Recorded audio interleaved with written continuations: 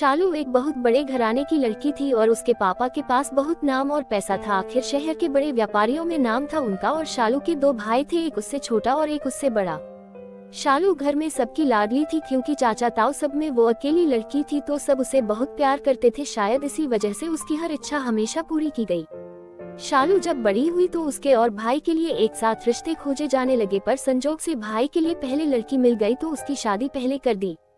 राधिका बहुत ही समझदार और सुलझी हुई लड़की थी और उसने घर की जिम्मेदारियां ऐसे संभाल ली जैसे पहले से ही उसकी सदस्य हो और सबकी चहेती बन गई। राधिका ने जॉब के साथ साथ घर भी बहुत अच्छे से संभाल लिया था, जबकि शालू को घर का काम पहले ही नहीं आता था और भाभी के आने के बाद वो और निश्चिंत हो गई थी।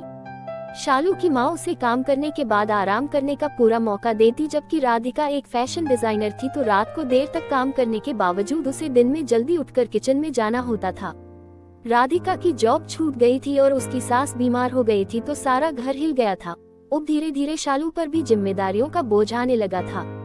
शालू की जब शादी हुई तो उसने अपनी जॉब जारी रखी और बस रात को ही थोड़ा बहुत काम करती थी। तब एक दिन उसने अपने माता पिता को एक चिट्ठी लिखी।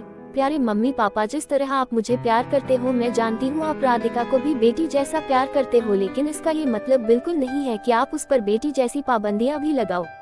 मैं भी एक बहू हूँ और अगर मुझे भी जिम्मेदारियों के चलते अपनी जॉब छोड़नी पड़े तो शायद मुझे भी बुरा लगेगा। तो राधिका को जॉब करने का अधिकार क्यों नहीं है? जानती हूँ आपको पैसे की कोई कमी नहीं है, लेकिन एक औरत के लिए पैसे से बढ़कर जॉब उसके आत्मसम्मान की पहचान होती है।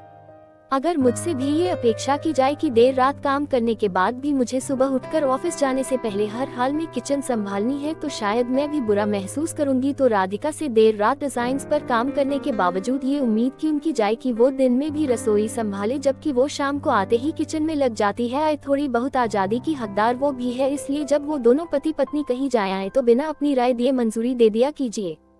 बहू को बहू जितना ही रखिए, बेटी मत बनाइए। बाकी आप खुद समझदार हैं। आपकी लाडली शालू।